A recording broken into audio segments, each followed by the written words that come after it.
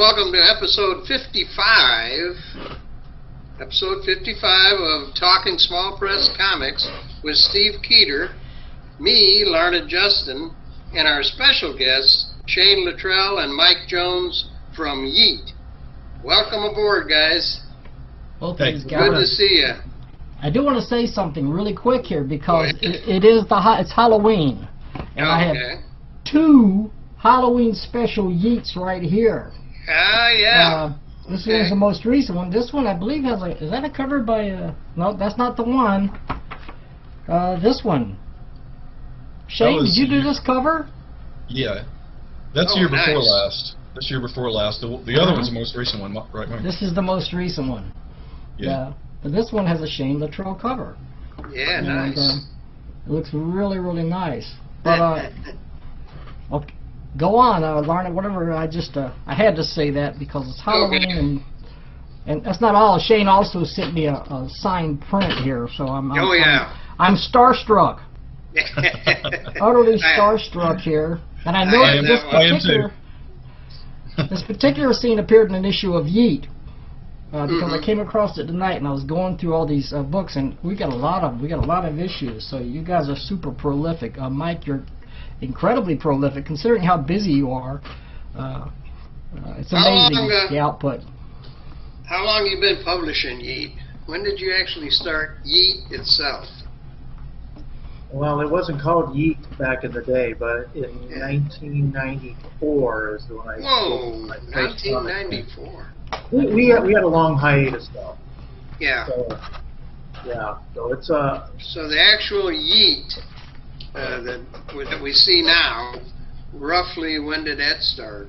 Well, like the first 10 issues were done from 94, 95, 96. They were just done on typewriter paper or, the 11 by, a little bit bigger, so they're all... the legal size. Yeah. And then I took a hiatus, and then my son got into drawing and was making his own comic book, and I said, I used to do that, and I could probably help you out. Well, back in the 90s, I did it as a school teacher for my students. I was an art teacher. Oh, okay. So we were publishing the book there. So then my son got involved, and then I bought a printer, and I was doing all the things. And if you ever did a flip book on your own to put the pages together correctly and staple them and all that stuff, it is a pain. I finally just took it to a printer and said, do it. Let them do it. And that started in issue 16, I think. Okay. Then it became regular. Well, and I wanted a Golden Age size, so I actually had a bigger... People kept complaining, they won't fit in the bags. I said, they'll fit in a Golden Age bag. But I would just send the files and tell them what I wanted, and then they would figure it all out, and I'd go get it, and it'd be all done and everything like that. There's more money on it. Well, when did you come aboard, Shane? I was much later. I didn't even discover YEET until 2020.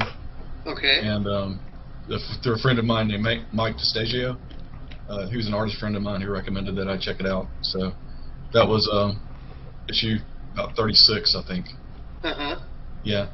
And have you been doing it ever since, or have you had a break in between, or? Pretty much ever since. Really? Yeah. Awesome. And almost exclusively for YEET. I've done a couple other things for different folks, but mostly for YEET. Yeah, I get a lot of credit, but there were so many people involved in the beginning.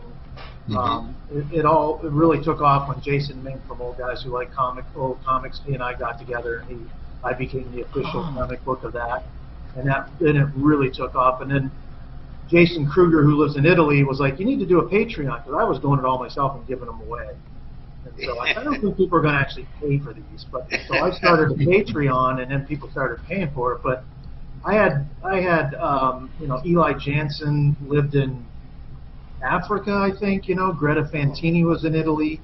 I just had so many people that would help out, and then it seems like then they would figure it out on their own, and they'd go somewhere else, and then someone else would come along, and then Bob Kroll's always been there, and then Shane came along, and Scott Mullen also helped out a lot, but then Shane came along. He's like the latest, but no, he'll become famous, and then he'll leave YEET, and I'll be by myself. But there's no way I can do this by my. Everyone says, "Oh my God, you have 58 issues," but the amount of work that I have in those is very small. I take other people's work and I put it together, and I started as a school teacher, and I wanted my students to be printed because it's so exciting to see your stuff in print.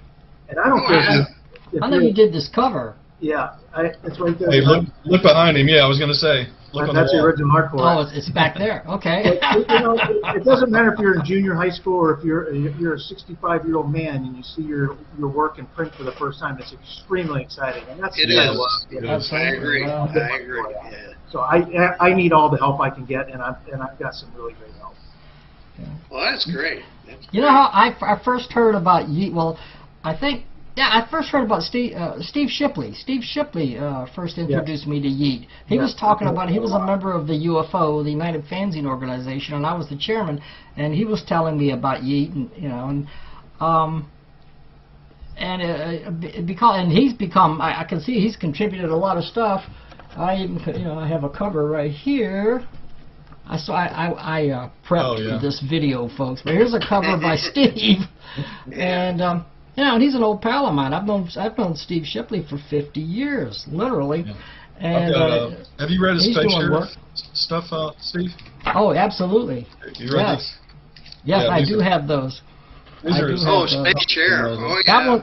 That one has a UFO symbol on the front. Yeah, it sure does. Yeah. So that one's a UFO zine. So he was doing work for the UFO, and then he went off, and then he's doing work for YEET. But he told me about it, and he told me that this is a good thing. YEET presents and everything you guys were doing. So, I was intrigued, and eventually I got dragged into it too, because how can you resist? You guys are publishing great stuff. So Steve's been a huge help, and he's working on another project for us too that we really appreciate. That's great. I'm glad to hear that. Yeah, I can show you. I'll just show you really quick, because this interview is for you guys. It's not for me, but this is a reprint that I did, a POD reprint of a comic book that I published 50 years ago. I'm number one, and here we have some Steve Shipley artwork right here from 1973. Oh my gosh. I can tell you right now that, and when I inked this too, and it was really terrible because nice. It was on Ditto Masters. It wasn't. It was well, we had to deal with what we had in those days. See, I love that stuff. I've printed that stuff in YEET where guys did it 50 years, maybe not 50 years ago, but 30, 40 years ago. Yeah. And they're like, well, it's not good enough. I said, I love it. I mean, I've seen some really off-the-wall stuff. It's cool to see the old stuff. That was what we had. We didn't have what we have now. We didn't have internet. We didn't have any of that stuff. Did you do Ditto zines in those days? Ditto, no. I would take it to Kinko's, and they would make the copies before I bought a printer. And that's funny, because even now I'm still going to Kinko's with the UFO newsletter. I do some of it at home on my printer, and I go to Kinko's just because it's easy, it's convenient, and it's nearby. That one is POD though. I have to thank Dan Burke for helping me publish that. Yeah, and I see that because I was looking through. Okay, I was watching the video about the origins of YEET, and you mentioned Chaos #1. Did you do stuff before Chaos #1, or was that kind of where it started? I was living in Penn State, and I went down. I go to the comic book store because I'm a collector first, and I would look at the local stuff that came out. And this guy took regular typewriter paper like this, right? And drew on it in pencil. Didn't even ink it. Made copies of it, and stapled it together on the outside. And his artwork looked pretty good. His lettering was horrible. I mean, but he needed ink. And I finally got a hold of him, and I took his original artwork, which was literally done on typewriter paper, but thinner. And I'm like, ooh, wow. I don't know if I can ink this, but I inked it, and I printed it and put it in book form, and that's where it became and I just called it Chaos. That's what he had. And then the next one was Ultra Force, and then he did Chaos and Ultra Force, and then another guy, Joe Wigfield, got involved in it, and just kind of other people started getting involved in it. But his original typewriter paper he had at the store that was stapled had 60 cents on it, and underneath it said cost of paper. Oh, so there's the cost of paper. So there's the name. I got the name Cost of Paper Comics. And the rest is history. Shane, I was going to ask you, Shane, how did you get involved in small press? When did you discover people were doing their own comics and all that? I'm such a late bloomer. I mean, I've drawn and written all my life. Yeah, me too. But, I mean, 2020 with YEET was the first time I actually saw that you could actually have stories printed. You know, I was a little bit before that, but I was a late bloomer too. I'm a really late bloomer. So, you know, 3 years ago, I wrote and drew basically my first story for publication. Oh, wow. Okay. So, it was the first Susie Seam story. Yeah. I've done those are really cool. Very cool. Thanks. Yeah, we have the ash can, the Susie Steam ash can. You sent that along, and that's interesting because it's in full color and has 2 stories. Right. And, printed at home, like, you know. Printed at home. Yeah. Really? On you copy printed paper, that? folded No in half. kidding. It looks great. Couldn't tell. It looks really nice. And what he was saying about putting stuff together at home, I mean, you guys know with the tetragram, you know what I'm talking about.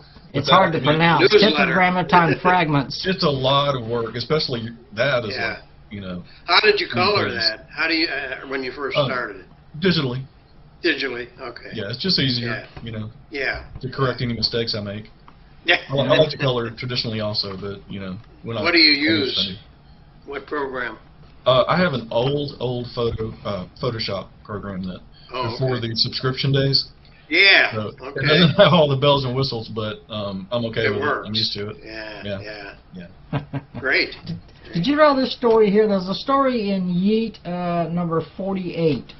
I don't think you did the cover. I'm not sure who did the cover. Yeah, I guess who that is. Who is that? It's your friend Steve. Is it My him? friend Steve. Yes, that's Shipley. Oh, no kidding. Oh, it does say Shipley right down here in the bottom corner. That's a watercolor painting that he did. I'd like to find out who did it. Yeah, right down here. It doesn't. Yeah. He sent me the idea. original watercolor painting of that. I don't have it hanging. And you did the interior artwork, right? This is you? Yeah. Yeah. So you're an artist and a writer, and because I see a lot of the Susie Steam stories, and you don't always do the artwork; you do the writing. Well, and you know, I can write a lot faster than I can draw. Oh yeah, right. I know how that is. So. I can't spell, but I can write.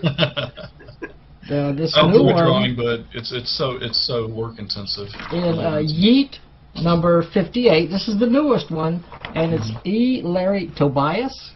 And what amazing artwork! Very nice, very nice. He was with Bill Loeb's in, I might have even been before First Comics, back in the 70s. He and Bill worked in a comic book company way back when, and he just found us on Facebook and became friends, and then he started contributing, like a lot of professionals have. I mean, we've had a lot of professionals in our book. Wow. I found this in the back, and I was curious. Oh yeah. Who did that? Who drew that? That's Eddie Morgan. Eddie Morgan. He's from Ireland. Oh wow. Yeah, he did a story in there too. His artwork is really gritty. It's real sketchy, but I really like it. It's amazing. This is really cool. I think he's a good writer to hook up with a good writer and do that. I want to say that Eddie might be the Elvis impersonator. He is. Yeah, he sure is. Anybody needs an Elvis.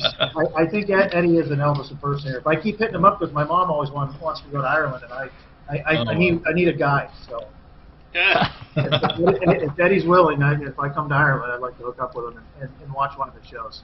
Yeah. That'd be awesome. Okay, well, I've missed, I understand you were writing the Black Fury. Shane mentioned it to me, and that you were writing the Black Fury a while back, and I guess I missed those earlier stories. We first appeared, oh my God, when? Number 18. 18 was our first newsprint. I found a company in Michigan that did newsprint. The only problem is I had to do 1,000 print run, and at the time we were only doing like 200. But I wanted a newsprint one, and they did it, and I think it's the first time Tom Orzechowski did the lettering, and it's the one that Jason Mink from Old Guys Who Like Old Comics did the she wanted me a Mylar. You guys don't have 18? I don't think. I I think don't the know. earliest one I have is number 33. Oh my So I don't God. have the earlier issues. I got to get to the back issues because I had so many copies. I put on Facebook, if you can read Jason's story without literally laughing out loud, right? I will give you this comic book for free. But if you laugh out loud, you have to send me $5. Oh, all right. We'll take There that you go. challenge. $5 in the mail every time. You can't read that Yeah. without losing it. This Okay. is the cover. Yeah. Oh, neat. I would definitely take that challenge. Yeah, we'll take that challenge Yeah. for sure. And Okay, the Black very Fury. Wow. Mike, is that That's your the work? Black Mike? Fury. Mike? My first cover? Is that your cover? Yeah, I did the Do cover. that. Oh, my Oh, goodness. that's your artwork. Oh, Yeah. cool. I got so much stuff here that I printed out. Very, Here's a very cover cool. I think you did. This ended up on a baseball cap. This is your art, right, Mike? Yeah, what I basically do is I take Golden Age covers and put my character in the same pose. basically. Oh, neat. So Yeah, I'm putting good my idea. copy in a cover, you know, because I did another one that was it was a Captain America cover with a helicopter on it. I'm a helicopter pilot. I think it's the very first time a helicopter was on a cover, and I think it's Captain America 55 or 53. Those are both helicopter wow. covers. Wow. Unfortunately, I can't No afford them. kidding. Right? They go for like $3,000 or something like that. Oh So my I wanted gosh. to have that cover with the helicopter on it, and I put it was the Black Fury on that one too. Oh, wow. Nice. Well, it looks like a neat character. I got to see some of that. I found out about public domain through Facebook probably, and you can go on comicbookplus.com. And I was just looking at all this stuff out there, and I came across the Black Fury, and I'm like, that is such a cool character. How is that not, you know? Well, that's funny, Mike, because I did the same thing with a character that Basil Wolverton drew, Space Hawk. Are you familiar with Space Hawk? Nope. No? Okay. Yeah, I'm not even. If you know who Basil Wolverton Yes, was, I do know who he is. Mad Magazine and that. Right. And his style, I just Yeah. fell in love with. But it was Yeah. done in 1940. Uh-huh. And Wow. I'm doing a satire of that right now. Oh, sweet. Just started. Is that for YEET? That's for us, right? I don't know who it's for. I got 2 pages done. I want to do 32, so I you think can he's see how sending you- far along I'm going. I think he's sending you an invitation, Lauren. Yeah. Okay. You might want to jump in there. I've always said the hard. Everyone asks me what's the hardest thing about making a comic book, and the answer is finishing the damn thing. Right. It's easy to start a story in Absolutely. a comic book. Oh, Finish yeah. it, Yeah, that's it for sure. is Sure. I'm so out of practice, you know. I've been an artist. I'm a writer. I'm a publisher. I'm an editor. I've been doing the United Fanzine organization thing for so long that it's kind of like you, Mike. Yeah, every 2 months I have to publish something, and it's a lot of responsibility. And after a while, you can say, well, when do I have time to do my own thing? You know, I want to do my own comics and stuff like that. And so I'm kind of taking a break right now so I can publish a couple of things. It's tough. I got a cabinet right over here full of projects that I've started.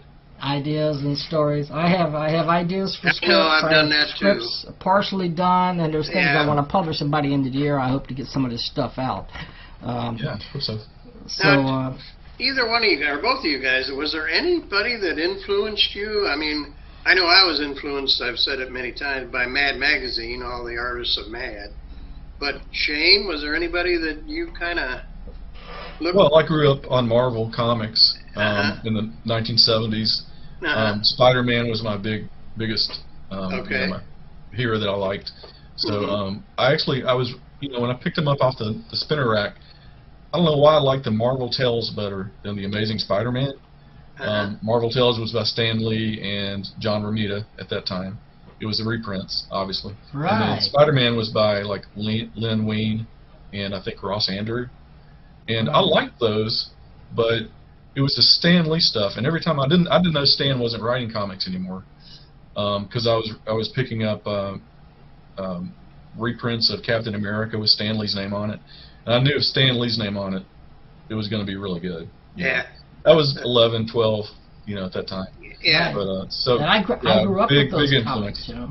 I was born in Yeah. 1956, so I grew up with those Yeah, comics. You know, I 10 years started out older than that. 4 years old. My parents were reading me Superman and Superboy. Somehow I discovered Marvel Comics, the Fantastic Four, the stuff written by Stan Lee and Jack Kirby. So I had those same influences. But you got them from the reprints. Yes, sure did. Yeah. Yeah. And I went a In the different. 80s, I went So a that different way. I did not. continues. Did not ever have any interest in superheroes. Yep. Never did. Closest thing to that was I loved the Black Hawk comics. I don't know if you remember Black Hawk or not, but Yeah. that was one of my Black Hawk. favorites. Yeah, Mike would know. Other than that, no, it was more. I pretty much once I discovered Mad Magazine, that was pretty much it for me. Did you like the war and western and horror comics, Martin? No, I did. just- Oh, really? By no, golly. Yeah, those are great. yeah. Especially the Warren comics. I remember we talked about Wally Wood. Oh, there's a video Oh, yeah. that we don't have up yet.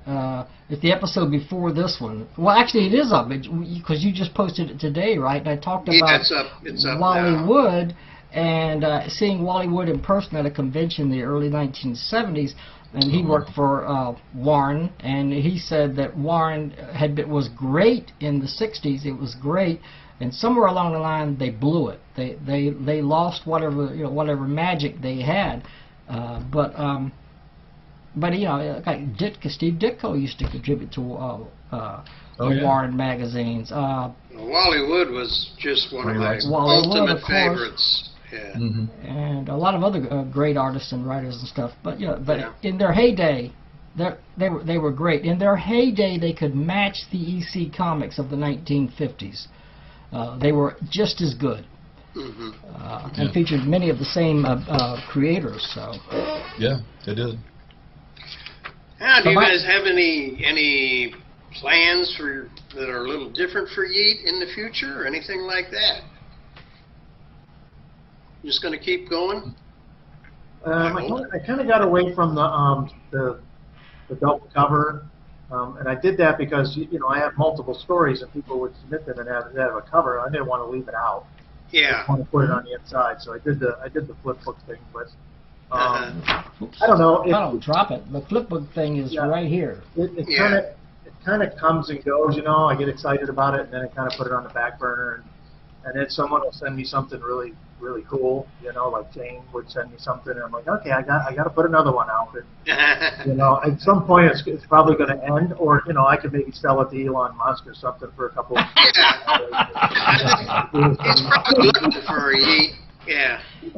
If Yeah, Elon Musk was to take over YEET, that would change the world as we know it. Yeah, Right. I mean, but if I could find the time and the motivation to pump out more of my stuff, you know, that Yeah. I might get more excited about it, but it's just kind of, I'm not going to quit, I'm saying, but it's just kind of, it's probably just going to keep going until I run out of material. There you But go. right now, issue 59 has, we might have 25 pages right now, so I need more stuff. I don't want to send somebody just a small comic. I want them to get a bunch of stuff in there. You know, we've gone as many as 64 pages, those Halloween issues, which unfortunately no Halloween issue this year. You got to start that early, and people have to remind you. That's basically how it is. But yeah, 64 pages is a big book. I mean, and that'll keep Darn you right. busy for the next one That's comes huge. along. Yeah. well, Larned was talking about influences, and Mike, what were your influences? I know you're a writer, you're a publisher, you're an artist. I guess I got started. I remember looking at a comic book when I was like in junior high, and it did nothing for me whatsoever. The artwork was muddy. It was very dark. I want to say it was like a 1970-something X-Men, if I had to guess what it was. And I think some of the kids had it, and I'm like, that's just not for me. And somehow I found an issue of Jimmy Olsen and Scooby-Doo, and there's one other. There's 3 comics in our basement. I don't know where they came from. Jimmy Olsen was the one where he was a hippie. It was Hippie Olsen at the Haiti. Oh, I know that one. Throwing stuff at Superman, you know. Is this Kirby? Is this Kirby? No, also? it wasn't Kirby. You know? Wasn't Kirby? I don't know if it was Okay. Kurt Swan or I can't remember who it was. But I got 2 copies of it now. So I saw one at a comic book store. I just had to have it. But I can remember sitting down and, as a kid and reading it. It was a full story. It was very simple. It was very colorful. It was funny, and it was like not this dark thing. So, of course, I went right over town to the spinner rack and started buying comics. And after that, it was all over. I have a pretty much an addictive personality. If I start doing something, I'm going full bore on it. But the person who probably influenced me the most was probably Salvi Seven. Because I think because he was the little brother, everyone, John was better than him and all that kind of stuff. But man, that guy pumped out some stories. It was hard to pick up a Marvel comic back in the 70s that wasn't done by Salvi Seven. He did the Hulk. He did Captain America. That's interesting. Instead of John Buscema, Sal Buscema, the brother. So I would sit there with his comic books, and I would try to draw like Sal Buscema. And I can remember going to my art teacher and saying, "Why do my drawings not look like this guy's drawings?" and he sat me down and he showed me how to do the circles and all this kind of stuff. And that's probably when I got pretty good at art. I would say Sal Buscema. I have never met the guy. I really wish I would have.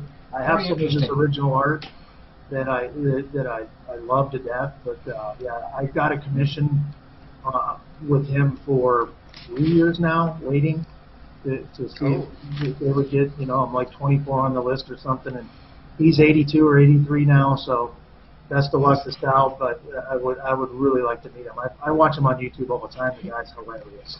He's still around. There's a lot of questions here, but just mixed in with all this stuff. How did you attract such an incredible, diverse group of creators? Both pros, you got Don Simpson right there, you got Tom Orzechowski, you got William Messner-Loebs. You got a lot. You're getting a lot of respect from a lot of really talented people. And you got Shane Luttrell, and you got Steve Shipley. You got all these other guys. We got here's William Bill Messner-Loebs right here. He's got a 130-page autobiography that a lot of people are working on. Oh, really? Wow. So that's an working. So it all started with Bill. William Messner-Loebs. If you know anything about comic books, and especially the 80s and 90s, he was ginormous. He did it with Journey. He was really good friends with Dave Sim, and they published together. And it was funny how I met him. He lived in my town. Is that right? And my wife says, "Hey, I'm taking Ben to this art class. It claims he's a comic book artist." I'm like, yeah, what comic book artist lives in Howell, Michigan? His name is William Messner-Loebs, and I say, there's no way that guy is the same guy. I mean, he did the Max, he did Wonder Woman, he did Flash, Dr. Just Journey, on and on and on.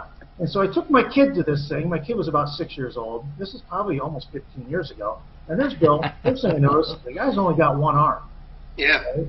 And so people ask him, "Have you always been left-handed?" Yeah. That's fortunate.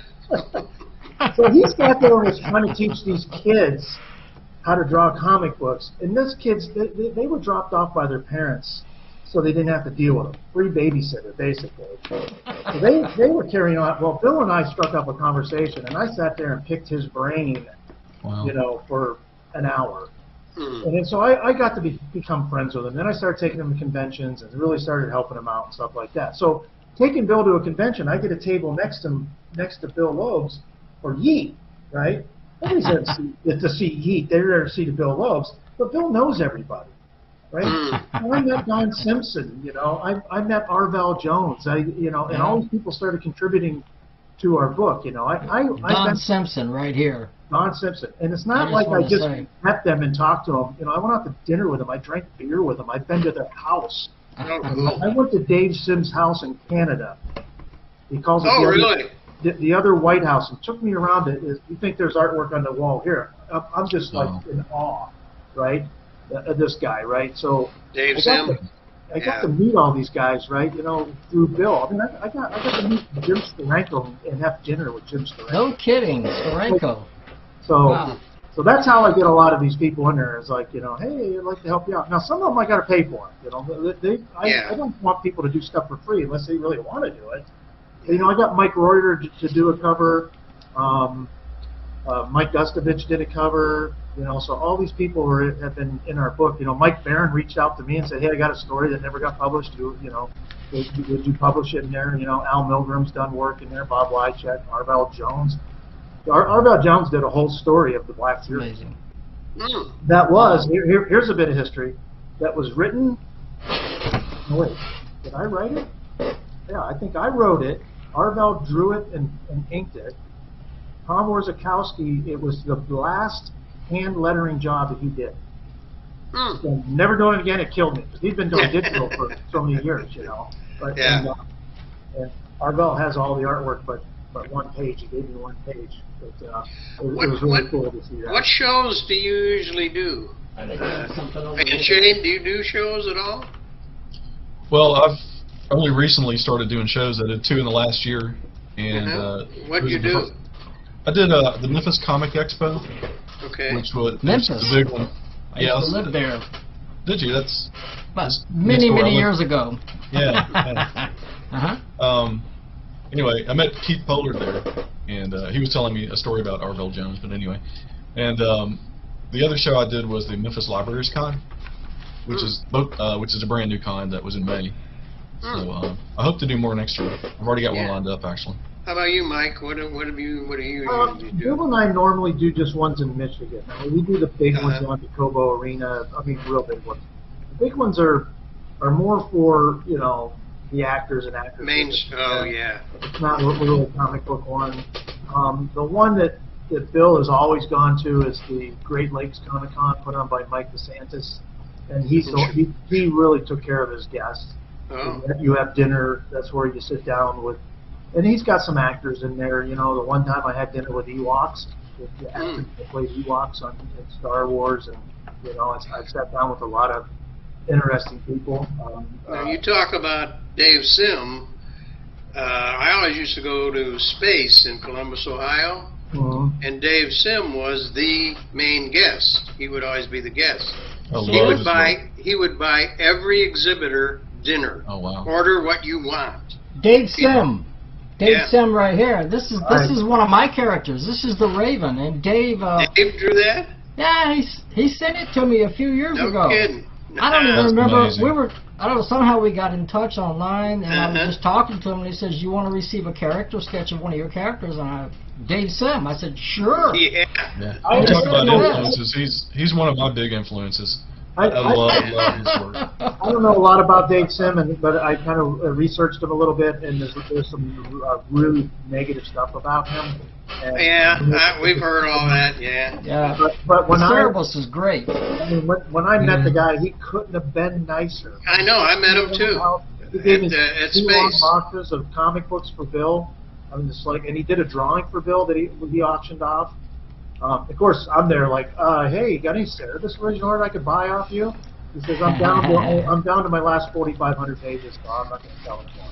Oh my gosh. Pages. You know, he had a guy that did his backgrounds for him. Yeah. What was his name? Gerhard? The original for Cerebus #1, the cover. Oh, wow. He still has the original art for that. I'm like, what could that be worth? I mean, Really? It's got to be easily 6 figures. 6 figures easy. You know. Look at I want to ask Mike a question. Oh, go ahead. Go ahead. I want to show off the cover by Shane really quick. Great cover. I like this one. Thank you. Sarge of the dog. I think Shane might be catching up to me on covers of YEET. I don't know how many you got. he seems to do a lot of them. Go ahead, Shane. Ask him a question. They're fun to do. Yeah, Mike, I was going to ask you a question about Bill. So there's a story in YEET by Bill. It's a journey story, and it's in color. And as far as I know, it's the only color journey story that there is. That is correct.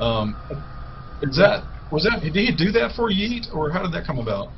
No, he did that for. It was printed somewhere else in the back of some comic book that no one probably ever saw. Okay. And so I found it somewhere and said, "What is this?" And he, explained it to me. I said, "Can I print it?" And he's like, "Of course." Wow. So, well, I collected Journey back in the day. Got it off the at the comic shop as it was coming out, and I had a complete collection. So to see that new story, which I'd never seen before, Did you get the two? Did you get the 2 issues of War Drums? That was a continuing of Journal. Yeah, I did. And then Been waiting for the conclusion of that one. I have a stack of original art of War Drums #3, which is never. Oh wow. Yeah. Wow. Yeah, and I've got a bunch of Bliss Alley #3 that was never published. And I did publish it in YEET. It's not done though. It's not done. Yes, I got a lot of Bill's artwork through various things, and I need to probably sell it to get him the money. But it's just I have a hard time selling anything. Parting with it, yeah. Yeah, I have a hard time doing that. So. I can We understand wanted to that. ask you. We wanted to ask you about. I know that Bill has been through some hard times. I know that in the early 2000s that Neil Adams and some other people worked together to help him out, and then later on, I think you were instrumental along with some other people. And how's Bill doing now? Is he doing okay? I think they're in a better place. Obviously, they're getting up there in age, and Bill his health is not what it used to be. So, I mean, you got to look at it where Bill was very successful when he was, and when they just stopped hiring the old guys anymore, and they didn't give him work, he was out of work, and so the money dries up quick. And having one arm, and now you're 60-some years old, and trying to change your profession is tough. A little tough. He really struggled, and unfortunately, Bill's stuff isn't the top dollar stuff. He's not going to sell his original art like Dave Simmons or Steranko or somebody like that. He's got a bunch of original art, but it might get $500 a page, if even that. And he sold a lot of it, and he got not what he wanted for it, and he was really disappointed about that. So he's got help through the Hero Initiative. He's got help through some people in a GoFundMe. He lives right down the street from me, so when I'm there, my wife is there now, probably right now with them, helping them out. And other people are also helping him, but he really, it was tough on Bill because he really wanted to work. He didn't want to hand out. He wanted to go back to work. Yeah. He wanted to write stories. His mind is constantly going. I have notebooks of his that is just full of ideas. Wow. And drawings and stories and stuff. His mind's constantly going, and it's not going out to the people who would really enjoy it, I think. Yeah. It's a shame because he's one of the best writers in comics. I would have no idea how to sell original artwork. I have original artwork. I wouldn't have any connection to how you even go about that. Well, if it's big dollar stuff, you put it on Heritage. If you want to try it on your own, you pretty much do it on eBay. eBay? Just eBay kind of thing. I found Comic Connect is another one. I found Sal Buscema art on there of the Eternals that he did in the 90s, I think. That was unbelievable. I didn't pay more than $100 a page for it. But go on eBay and look at Sal Buscema Hulk art right now. Wow. It's $3,000 a page. Yeah. Wow, that's unbelievable. It is. A Ditko page just sold on Heritage from Spider-Man 30. I think it was his last Spider-Man. What was that, 36? Wow. A single page sold for $100,000. Holy cow. I think I better get on eBay. How did Ditko ever imagine that? I wonder if he ever... Well, what do you got? I don't have $100,000, but I'm always looking. Any Sal Buscema or Jack Kirby? I have 2 original Jack Kirbys. Wow. My first Sal Buscema was a Hulk splash page that I paid $8 for. Wow. From a deal Amazing. back in the 70s, right? Yeah. It wasn't the page I wanted, so he sent it anyways because it was the $12 page. He said, "I'll just give you this instead because the other one you wanted sold." And back then in the 70s, $8 was a lot of money. Yeah. Yeah. Well, More than it is now. When you're $100,000. When you're a kid, Yeah. That was a lot of comic books I had to give up to get the $8 page. Yeah.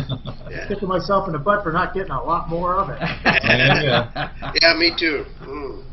I didn't realize all that was going on until much later.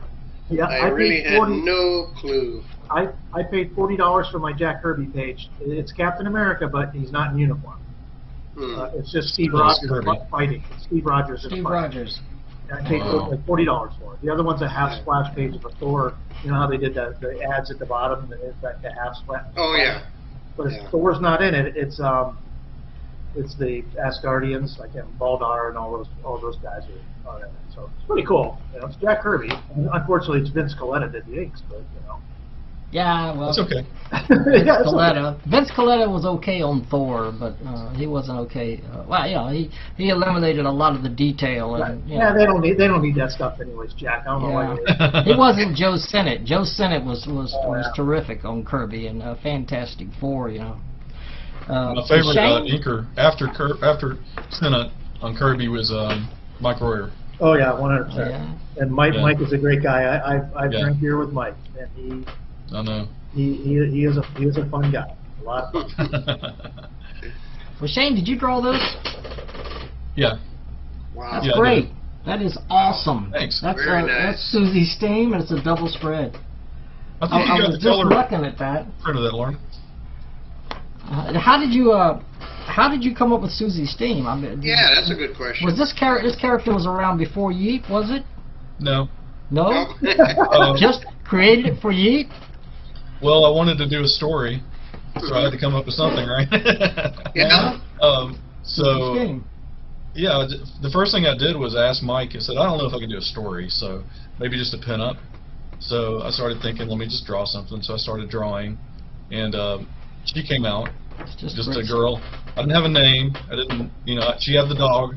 I knew her belly button would be showing, and she had a dog, and that was it. That's how you sell comics, right? What else do you need? Yeah. And then I said, hey, this is good. So, you know, from there I just said, you know, I need to maybe turn this into a story. So I came up with all the other stuff that goes with it. But that was specific for YEET. Well, right now I think in the alternative comics community, this is probably my favorite character right now. You know, you just keep doing great stuff. You and the other artists that you're working with, you keep coming up with great stories. Here's another. I mean, right here. Yeah, that's the black and white version of the cover. Yeah. That's Clayton Merwin, who's amazing. Very good. Very good.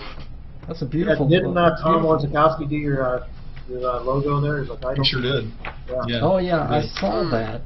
I did see that. Yeah, Orzakowski did that. And, Boy, that was a thrill when I saw that. Yeah. Tom. Wow. What else? That was another thing, meeting Tom, because I remember seeing his name. You know, nobody pays attention to the letter, but I did.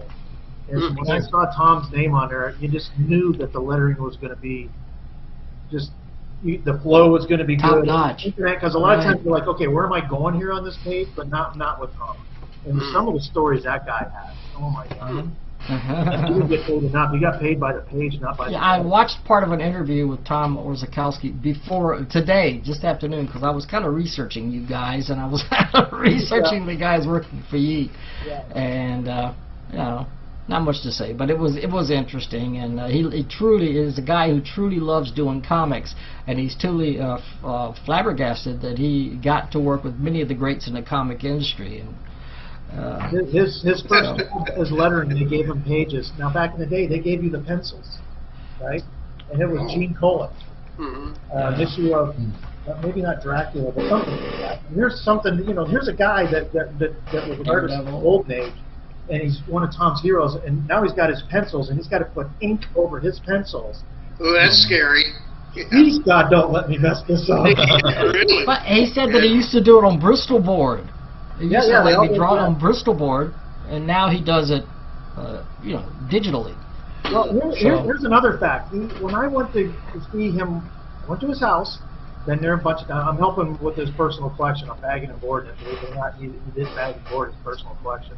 But he's got a little tiny studio and a little tiny table, and he's in there. The ink bottle is taped to the desk, and he's got a dip-in pen that he's had forever, right? And he's doing it, but he's also got another Bristol board piece of paper, 11 by 17 over here, and he's got all the lines on it. They use an Ames guide for this, and he's practicing it before he goes on to here. Oh, okay. So Yeah. he's got probably about 30 lines of lettering, and some of them are like, it says Black Fury, and it's in bold, and it says Arbel Jones because he had to do the credits, and has my name on there and his name on there, and all the stuff that's pertaining to the story is on there. And I said, what do you do with that when you're done with it? Well, I throw it away. I said, can I have it? He said, why did you want it? Yeah. I said, could you imagine having the X-Men pages like that? With Claremont, John Byrne, I mean, he's writing all their names, Wolverine, you know, he's writing all the stuff on there. It's like, oh my God, you don't realize how much money he probably got rid of. Oh my goodness. But in the day, they would send him a big packet, the story, right, and it'd be the original art in pencil only, right, and he'd have to figure out where all the lettering goes and do it. The other thing that I really found, because when I do lettering, I do it in pencil first and then go over it with an ink pen. He doesn't do that. He puts the lines on there and then just does it. Wow. And I'm like, oh my, what happens if you don't come to an end? He says, I've done this enough. I don't run out of space. I know my spacing and stuff like that. Yeah. It's like, That is the hardest thing to learn. Yeah, if you're lettering, to not run out of space where they all jam together. Right. I shot a video of them doing it too. I think I put it on YEET. So that I shot a video of him doing it. He gets right down in there and he just does it by hand. Amazing. Hours and hours and hours. I wanted to tell the viewers, before I forget, YEET has a YouTube page with all kinds of videos. You can learn all kinds of things about YEET on their YouTube page. I think it's called YEET Presents, or it is. We haven't updated it in a while, but it's there. It's got a lot of videos on there. A lot of videos of Bill Loeb's. Yeah, we do the Bill Loeb show, or Bill and I would like once or twice a week would get together. But I watched a couple of those videos today with you and Bill, and I can see your friendship. I can see that, you know, where you're sitting side by side and you're talking. We probably have a lot of outtakes. The guy's hilarious. I love him to death. He's great. Okay, and there's something else we wanted to ask you about, because we know you're a very busy guy, and I know you've been doing work for the Navy. Are you actively in the Navy, or what is it that you do that keeps you so busy all the time? I told you, Steve, I'd have to car bomb you. Have to kill you. I can just give you a hint though and beat you up if that's okay. Okay. We'll go for that. People ask what I do. I say it's easier if I just lied and told you I'm an astronaut, because it'd be more believable. I pick up torpedoes with a helicopter for the Navy out of the Atlantic Ocean in the Bahamas. That's what I do.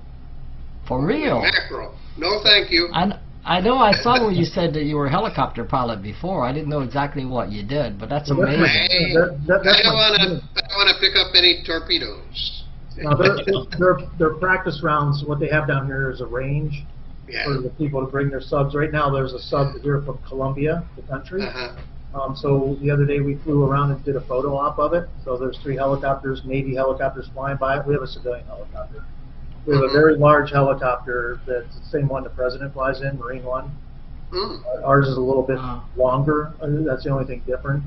And so that's what we did on our last flight. And then this week I will go out and pick up the practice rounds that either submarine or the airplanes or the helicopters shoot out there. How do you find them on the bottom of the ocean? They're not. They float. Oh, they float. Okay, gotcha. So they have a pinger on them. So there's they're all tracked. So we take off. They give us a lat long to where we're going, heading in the direction, and then they call us in on it. And then we have an apparatus that will pick them up depending on what type of torpedo it is, and then we just bring them back so they can redo it and then reuse it. That's basically it. Yeah. Oh, boy. Never heard of anything like that. That's interesting. That's fun. Somebody has to do it, right? Well, where I work, you can look it up. It's called AUTEC, A-U-T-E-C, Atlantic Underwater Training and Evaluation Center, and it's called the Area 51 of the Atlantic. Oh, wow! So you might find something else there. Supposedly there's aliens here. There's time portals. If you go to the I don't know if it's the Discovery Channel. But if you YouTube AUTEC and aliens, you'll see. Okay. I've yet to see any aliens. If you, down at the bar every once in a while. Not yet.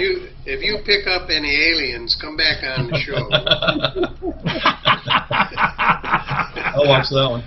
There are certainly aliens in the alternative press community, I'm sure. I might be one of them. You never know. Yeah, who knows? You know.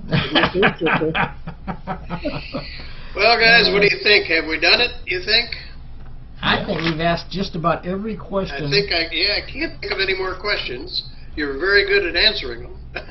Yeah, well, it's been a real pleasure meeting you Thanks guys for and coming talking on. with you. It's nice we meeting learned you a lot. guys, and it's good to finally meet Shane. I don't Yeah. even have to talk to him. Oh, wow, that's amazing. No, we haven't. It's all been Okay. through emails or on Messenger or something like that. I really Yeah. appreciate all the help that you've done for us and keeping it up. And I think because I was always going to pass the baton on to Scott Mullen, maybe, but he's doing Bronze Knuckles. That's a plug there for Scott, and Bill Lowe's will have a story in there. Mhm. It's called Bronze Knuckles. Go on, Yeah. go on I've heard of Facebook. Bronze Knuckles. We've had that on the show. And anytime, Shane, you want to take over the reins, just let me know. Oh yeah. Let me You're doing a great job, Mike. Yeah. It's only Shane is a couple busy games. guy, and Shane plays guitar. You can see guitars on the wall behind him. And a banjo, too. I want to know if you can Right. play the banjo. Well, I got it a few months ago, and I can play a few chords on it, but that's it. Back next year. Wow. Right. All right, guys, I think we better wrap it up. We usually try to keep things about an hour. We find the viewers kind of fade off after that. So I think we're right about at an hour, and man, we appreciate you coming on. Thank you very much. Thanks a lot, guys. All right, we'll see you next time. Bye. Adios.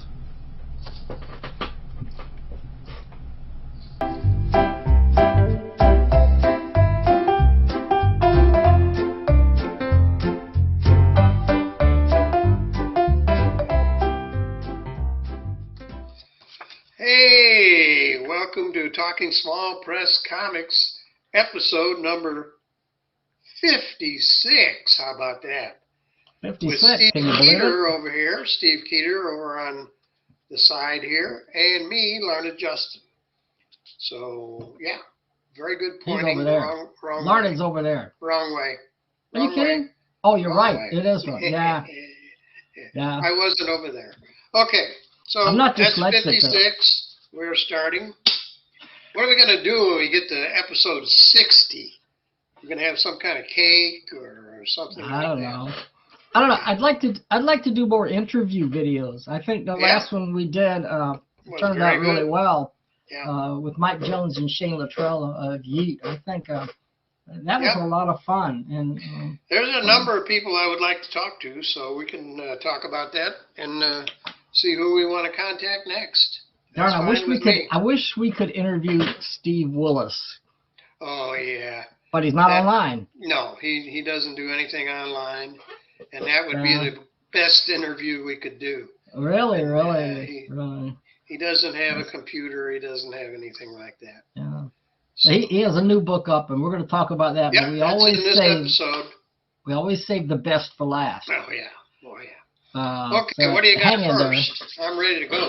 Well, What do you first, as got? a continuation of what we were doing before in our last video, here's the latest issue Oh. of YEET Presents. You know what? I don't have my copy of that. I put it away. I thought we were done with that. No, we're not done with it because we talked about it, but we But you're didn't going to have review to it. do that one. I know the story that's in there. I mean, I can. That's okay. But I just You read it. copy. I actually wondered about that. I wondered if you Yeah, thought I that, thought you we know, were done after the Yeah. interview. because we did that interview. But I do want to say there's a couple of really great things in here. Well, Shane yeah, the Luttrell, Susie Steam story. Yeah. the Susie Stream, Right in the beginning. Susie Steam story.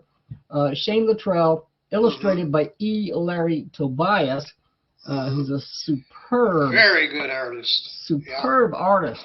This is an interesting story. It shows Shane could have done it too, but he elected to have a guest artist. So. yeah, and he's got a story. He's got a picture here. I was looking at this picture. There's this guy who purports to be in love with Susie Steen, but actually he's kind of a dirtbag. He doesn't treat her right. Yeah, he's not a very nice guy. But at the bottom it says after N. Adams. So apparently this is based on the Neil Adams issue. But Oh. you know, at least Larry, he tells you. He tells you. So if it's a swipe or whatever, it doesn't look like Neil Adams. But yeah, this was a great story. So we talked about it last time, but it's interesting because Sarge, her dog is Sarge, and apparently this entire story, which I'm giving away the ending, but I think it's okay at this point. Well, is, that was I didn't catch that right away, and you were the one that told me.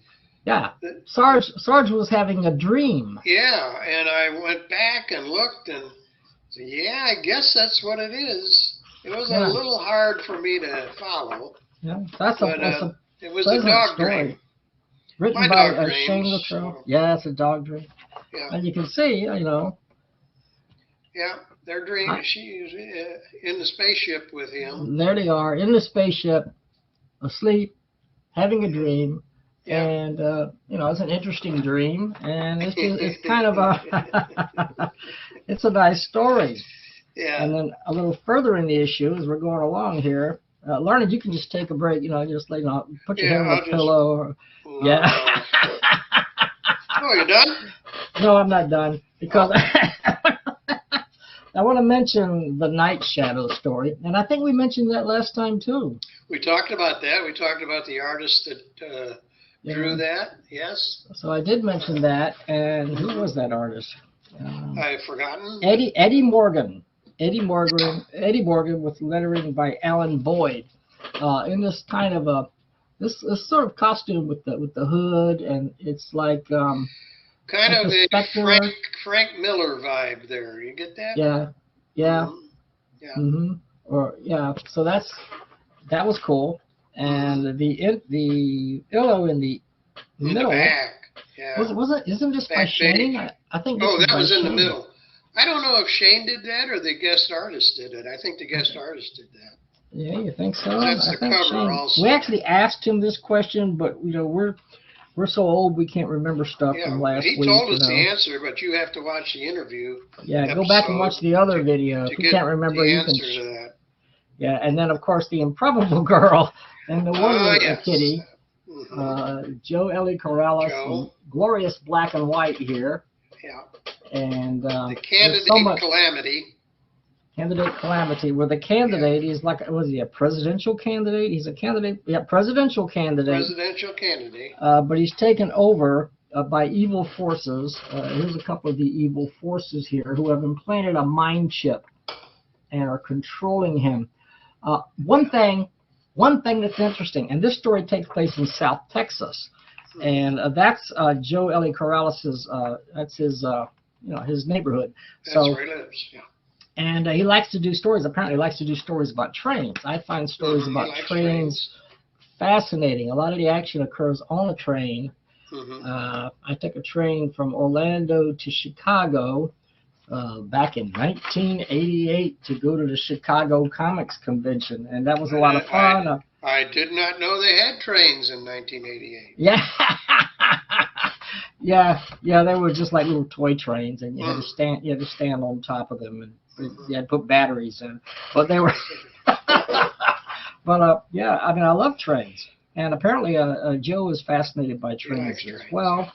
And we're going to do this really quick, since Larned doesn't have his copy out in front of you, but we do have this depiction again of the Black Fury. That's the back inside cover. We looked at that and we thought, oh, that is pretty neat. And that's a character that's drawn by, has been drawn and written and drawn by Mike Jones, the head honcho behind YEET, but he didn't draw this one. Not that one, no. I forget who did, but you see, we can't remember things from one episode to the next. Darn it! We need to, we need to. Well, I didn't know we were going to do that. We need to write everything down, Yeah.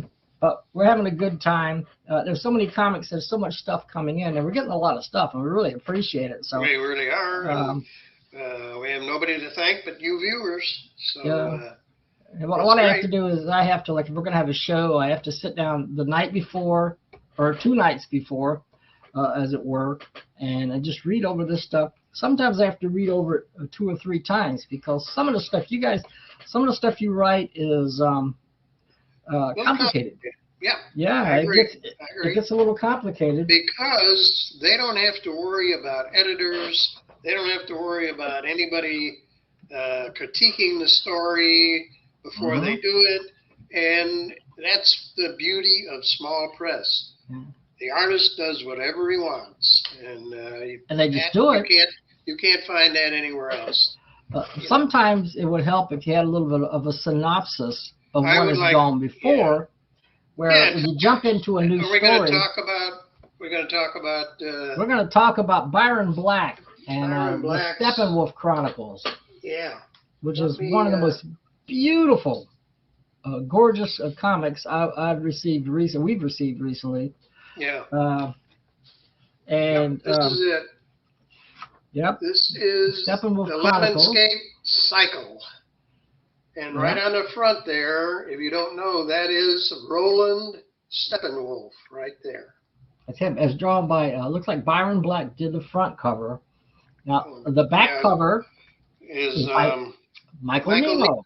Michael Nino did the back cover. Right. A kindred spirit because both Byron and Michael Nino draw in somewhat of a Kirby-esque style, a little bit like Jack Kirby, but they inject let me their point own out something on the back. It's actually, this is not in this issue, but this is one of the things that Byron has come up with, and it's called a man catcher. And if you can see the man catcher right here, catching that guy, that's a man catcher. And he uses that in earlier issues a lot when there's any kind of a battle or anything. The man catcher, they get the man catcher out and catch those guys. Unfortunately, Larned has more knowledge. He's been following Steppenwolf and Byron Black for much more thoroughly than I have. I know I had a couple of. There you go.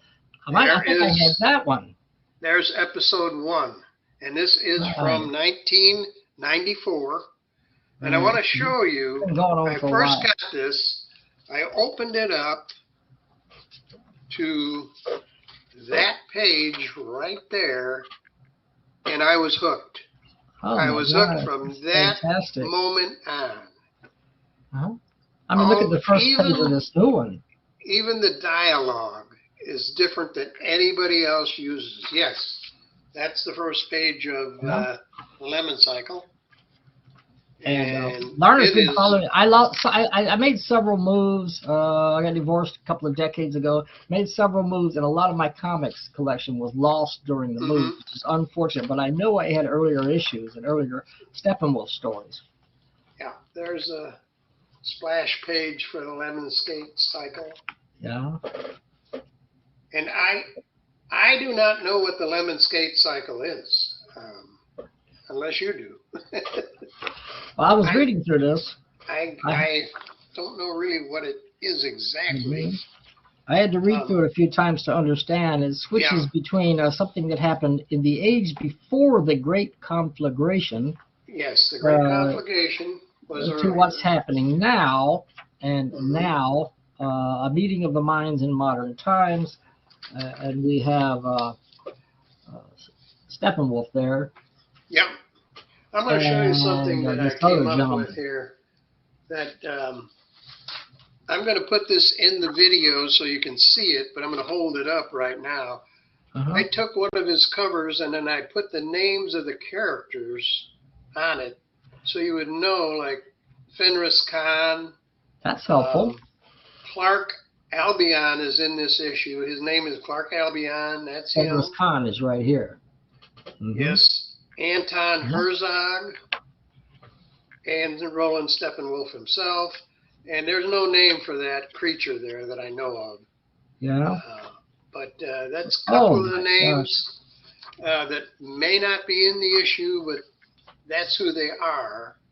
And like I say, I'll put this up in the video so you can see it better. Well, it's a fascinating. If you go back, this goes back, I believe, into the past. Yes, I And think it you have does. this And character in the pod here, and the guy calls him, it says Camelopardus or Camelopardus or something like that. mhm. And he's trying to do something here. He exposes him to a ray, and it causes him to pretty much just be destroyed. But he saves a bit of his blood. Yeah. Now, just reading this and rereading this and rereading this, that bloodline, what he saved, has something to do with the main character, Mhm. with Steppenwolf himself. And Yes, Clark Albion was a friend of Roland Steppenwolf's. However, he feels Roland has gone off the deep end, and he now tries to stop him from doing some of the things he does. I'm depending on Larned because he's been keeping up with this series for like decades. So, Well, there's a lot of time in between these. Yeah. It takes Byron a while because the second issue, which is issue 0, is 1996. So 1994 was the first one. This is 1996 when he comes up with the second one. And why it is issue 0, I am not sure, but it is the second issue. Again, look at the ink work in the Ouroboros. I mean, it's just amazing. Here we have it in full color. We're getting into I have really to admit, nice stuff. I am a fan of the digest size inked versions.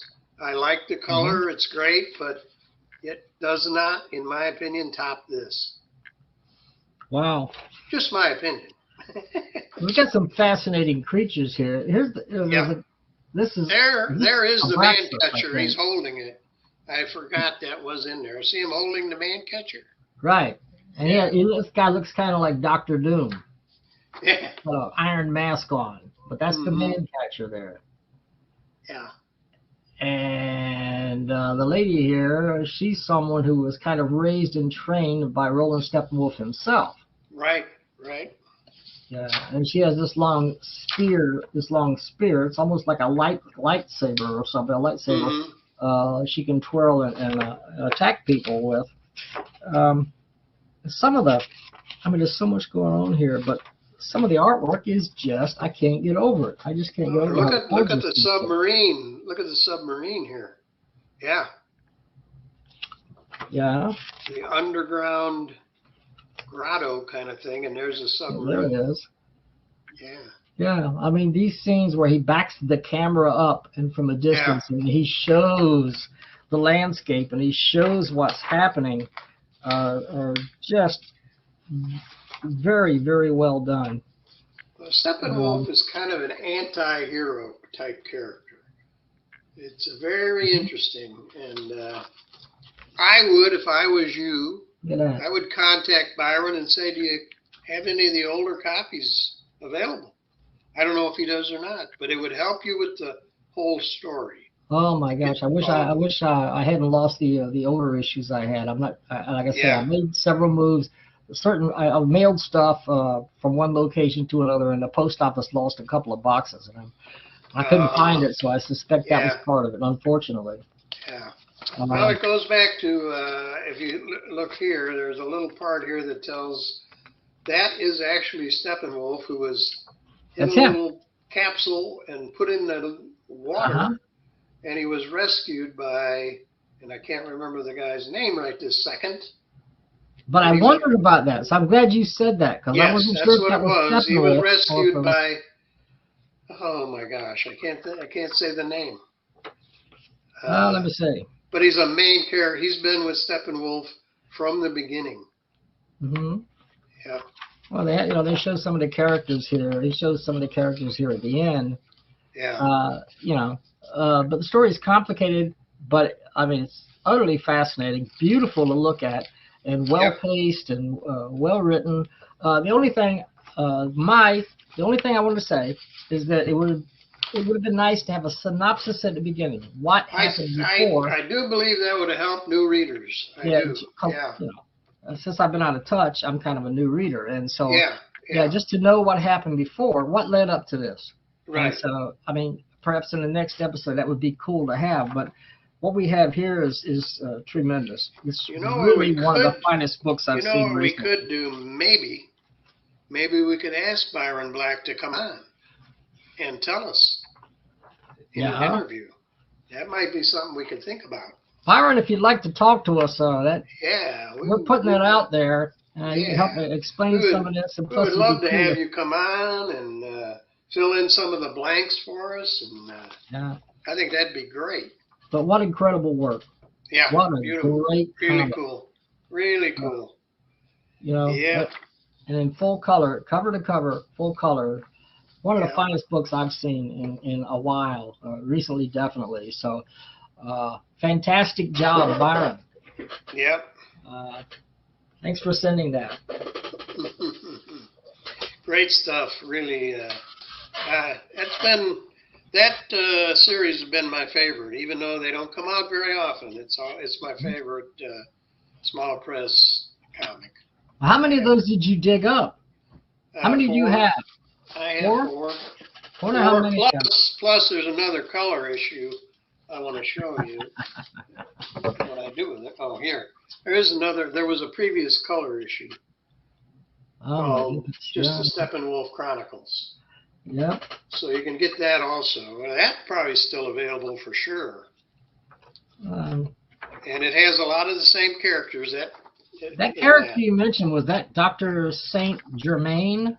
No, Dr. Saint Germain is this guy right here. That's Dr. Yeah, Saint he looks Germain. kind of like Reed Richards a little bit. He's got the... That's him. Yeah. Right there, yeah. So there's a lot of intriguing characters here. Yeah. There's more interesting stuff. As you go here, every page has something new, something interesting. It looks like he had a religious conversion of some point. Well, Byron is a Christian, and he does put that in his books. Yes, he does. Fascinating. Mm-hmm. How about that? Yeah. And that you don't see that every day. That's kind of nice to see. Mm-hmm. Yeah. So, gosh, great books. On. Yeah. So much beautiful. The artwork is just beautiful. So, just everything, panel by panel. Every panel is like a masterpiece. No kidding. I'm really floored by this. Yeah. And that's why it takes him a long time to get them out. Here's someone meeting Richard Nixon, one of the characters. Yeah. The same guy that's down here. It's just I think that's Clark Albion is meeting Nixon there. So you know it's back in the 60s, at least, the story takes place. Uh-huh. Yeah. Fantastic. Yeah, that's good. I'm just bowled over. I'm bowled over by this one. So. Yeah, we love it. Yeah. We got a few more to go. I got you know what else I got here? What do you got? From our pal Ken Bailey. You got this one in front of you? Ken Bailey. He sends us part 2 of a story. Part 2, but we reviewed part 1. We reviewed part 1 a couple of episodes ago. Right. And this is part 2. This would be the Mighty Energy Girl. This one is issue 41, I think. Future. This takes place in the future. You keep that in mind. No, actually, it takes place in the past. I mean, yeah, you're right. We take place in the future. You and I. Yeah. You know, but it goes to the future. I think that's what he meant. Cat to the future. Yeah. And he has a little. Fooled me there. Speaking of a synopsis, he's got information here about what happened in the previous episodes. But what happened was you got the Mighty Energy Girl, and you got Marie Selinsky and Nico. That would be the Improbable Girl and the Wonder Kitty. They all have gone back into the past, and they've all gone back into the past. And here's Energy Girl. Energy Girl is extremely powerful. Extremely powerful, but she can have some problems. She can run out of energy, as a matter of fact. She can tire out. So you'll see some of that in this issue, too. great action scene there. It reminds me of, well, I could, it doesn't look anything like this particular person, but I will say that this issue is all action. It reminds me of some of Jack Kirby's comics, just leading up, where he would have stories that led up to wait till next issue because the stuff's going to hit the fan. Well, the stuff hits the fan in this issue. Yeah, yeah. And in 1947, they're battling against the evil organization, what's it called, Orca? Orco. Now, I see it here. That's who they're fighting. They're fighting against Orco. They had no idea, at least Marie and Nico didn't, that this organization existed back in the 1940s. They go back in the time, but again, while the Improbable Girl and the Wonder Kitty are in here, the Wonder Kitty's somewhat reluctant. Right. But here's the thing. Like she has to pick up this truck and run with it, chasing the bad guys, and that does wear her out. And I can understand that. That's energy. If you're trying to carry a truck over the top of your head and you're running, that is going to tire you out, you know? Yeah, that's a little bit of work. Yeah. So that's what she's doing there. So, but she's the star, which she should be, because this is Ken Bailey's comic, and that's his character. Yeah. Oh yeah. So E-Girl, Energy Girl, is the star. That's where she's picking up the truck in the first place. The entire issue is really one big battle. Yeah, it is. It does not disappoint. Look at these action scenes. That's why I mentioned Kirby, because you know, some people are really great at action scenes, some people just aren't. But I'll tell you what, Ken Bailey can pull it off in spades. And just look at all that. Look at the action there. Now this issue is actually from 2022, by the way. Right. This is not real new. That's just 1 year ago. That's 1 year ago. 1 year ago. Look at my pictures. Look at pictures of me from 1 year ago. You'll see that I was just as handsome then as I am now. That's debatable. Equally valid. And then after the story, there's an epilogue, all in yellow. All in yellow. Yeah, and that's cool because the heroes is different from the story. Yeah, the heroes have saved the day. Yeah. But as now always, they have to return to their own time. Yeah. But and that's what the epilogue is about. Before they do, they're allowed a tour of. Well, here we are in Laurencia, New Mexico. They're allowed a tour of the city, looking at the old trains. Again, you can see, and this is not Joe Eli Corrales. This is Joe. Yeah, I think Ken likes trains too. Yeah, showing a fascination with trains and some interesting, and he knows what he's talking about. A vintage Santa Fe Super Chief with classic EMD F3 diesels. I wouldn't have known that. To me, a train is a train. And on the back, we got a little bit about Ken right there in the top, which we've showed before in one of the other issues. And then Joe and their consultant and script technical. David Martini, and they mention him. They mention him often, so he's apparently a good helps out. Yeah. And we've showed this before. This has been in the other issue.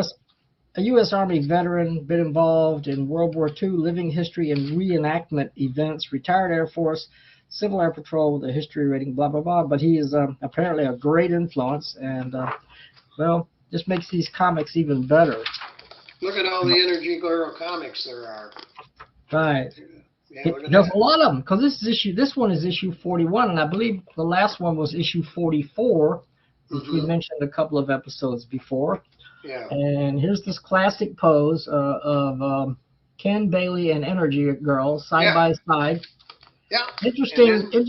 He looks like he's about an inch taller than her, but I think she could kick his butt if she wanted to. I would think so. And look at the caricature he did of himself. Because there's his photo. Is that the caricature? What you're holding up? You had the caricature. This is the photo. I thought this was a photo. I'm just kidding. No. I can tell that this is a photo. I'm pretty sure. Yeah. Imagine if you had a girlfriend like that. Oh my goodness. Yeah. You never worry about anything, you know. But she, keep in mind, she's no kid. She's Right. fairly old. Oh yeah, she's like decades old or something. She's Oh been yeah, through, she's training not a to be kid at superhero. all. I forget where it tells. She was born in 1958, Yeah. so she's not a kid. She was certified as a superhero in 1976. She Yeah, legally used her superpowers. 1976. So She's she been has around been for a while. around. She looks pretty good for her age, I will say that. She can lift 200 plus tons and sprint up to about 80 miles per hour. Mm-hmm. Ellen So married she- a mortal man. For Stan someone her Peabody in age, 1990. she's fairly fast Yeah. if she can run 80 miles an hour. And this is another great comic. You know, if you guys aren't checking out Ken Bailey and the Mighty Energy Ken Guy, Bailey. you need to check it out. Yep. I think. Yep. And you get this one. He's got more you can get, so you got plenty of read of Energy Girl if you want to do it. Yep. So yeah, I got a message from Ken Bailey. It doesn't mention the price on it. It looks like it's $5. It looks like it's $5. I'm pretty sure it's $5. Yes, and that was the same. Postage. Oh, I forgot to mention the price on Steppenwolf Chronicles Mhm. is $5 plus $3 shipping and handling. So you're talking Definitely. $8. And he, Byron Black accepts PayPal. Yes. BK And Black. we'll put his 1997 info. at gmail.com. We'll put his info down below in the description, like always. But it'll have his PayPal and everything down there. Yeah. So, and I'll tell you another thing about Byron Black. He sent us our Talking Small Press review information sheet. One of the few creators that took the time to do that. Well, I mean, if you look at the page, Larned has constructed it for the Talking Small Press Comic Show. It does mention a form, and you can download the form and you can fill it in. It makes it a lot easier for us because all your information is right there. So if we're promoting your book, we've got the information. We can tell people where to order from, how much to pay. There are books that we review that have no contact information inside them at all. I always rail against that. I think everybody should put their contact information inside their comic, especially if you're in small press. Well, it How's certainly anybody helps. going to know? So, so the guys that don't do it, you ought to do this so we can tell everybody. It's helpful. If we know, what we know, we'll put down there. But if information, if we don't know, we can't do it. Ideally, inside the small press publication, there should be an indicia in the front or whatever, inside front cover that gives you that ordering information. But everybody doesn't do that. Yeah, right. Maybe because it's small press. I don't know, but it does They help. forget, you forget to do it and all that kind of thing. Because anyway, you guys are doing fantastic stuff. Yeah, we're not You don't complaining. have to. You don't We have are to not. trade it out or give it all away free. You can actually, at least make something back. Right. It's worthwhile to put a price on it. Yep. Not that All I've made right. a lot over the years, but once in a while I get an order and it brings a You smile never to know. my face. Yeah. We know we're not in this for the money, but it's nice to get a sale once in a while. Yeah, some monetary recognition. Recognition Yeah. is fantastic, and we appreciate it. But it's just kind of nice if somebody sends you $3 or whatever it is. Whatever it is. Yeah. You know, and you can go out. You can go. To You know they Special appreciate Ed and buy a what you hot dog. did. Yeah. Yeah. Yeah. Okay, let's go to I knew that Ugly was Mug coming up. number 7. Ugly Mug All the way from London, England. from the United Kingdom. Ugly United Mug. Kingdom. And this has British humor. And it's a And I wraparound will cover. say that this is adults only. And it's down here on the At the bottom somewhere. down here where it says adults only. They're Adults not kidding. only. They're not kidding, folks. There's plenty of stuff in here that's Oh not my adults God. only, but there is some. There it is, right there. I'm trying to hold this thing Adults in the only. middle. But overall, I mean, Overall, there it's is fine. some adult stuff. This is not pornographic. It's No. but it it veers into the adult realm a little bit more than maybe like you wouldn't want your kids to come across a copy and start looking into it and ask them questions. But it's still a great comic. Well, the thing is, I've said this before, but I think that this is the Monty Python of comics. It's got the craziest stories you could ever imagine in here. Yeah, that particular Great strip you're holding up, artwork. that's one of the best stories in the issue. What you're holding up there. Crazy stories that are just British humor. I mean, it's British humor all the way. I just can't find that particular story. It's towards the front. What's that? But the Windy Wilberforce, the one that you're looking at. Oh, yeah. Hillary excess on board the Green Herring at last calls in at a prosperous port. So you have these people who arrive at this port, and they find first thing they encounter is a giant pig, and they're like, well, that's unusual. That's unusual. But this guy, he's bringing everybody there. They're coming ashore because everybody, all of his crewmates they're sick. They're not feeling well. So they figure this is a good place to stop and get some help. And they put them in a hospital, weird-looking hospital. Everything looks weird in this story. Yeah, I mean, this is this doesn't make too much sense here. There are 4 panels. One says empty now, and these superstructures were once homes. They're empty now. Okay, I mean, all right. You're looking at a different story there, but they're all unique. And now this one says only the leaves in the breeze speak, but nothing is enough in an insatiable, endless world. Now, I don't know what that means, but it's in here. I don't know. All kinds of crazy stuff. You got stories. You have to, if you go to the end of the book, you can find the name. They don't really sign their work. This one's called Respecto. Spanish word for respect is respeto. You eliminate the C, it's respeto. But today is the day I will get respecto. I give everyone respecto all the time. Why does no one give respecto to me? Yeah, good question. And he just goes on and on about it. He comes across these weird-looking people, and they're all talking about respecto. Just strange stuff. Just crazy stories. Just crazy. And wild artwork. Just, like I say, the Monty Python of comics. Okay, and it's big. It's that was huge. R.S.D. Lang, Record Detective, that you were just looking at. Right. I was looking for a page count, but I don't have it. He discovers noise music. So what he does is he collects music that's really just a whole lot of noise put together and recorded on a cassette recorder, and he thinks it's terrible, but people are buying it, so he decides to make his own comic, his own noise comic, and he does, and he comes up with a name for himself, and it's Obsceno Pervitron. And he makes one copy, and it's really weird. It's just a lot of noise. Puts a bunch of noise tracks together, puts it in a some sort of a cheap CD store, and he only makes one single copy.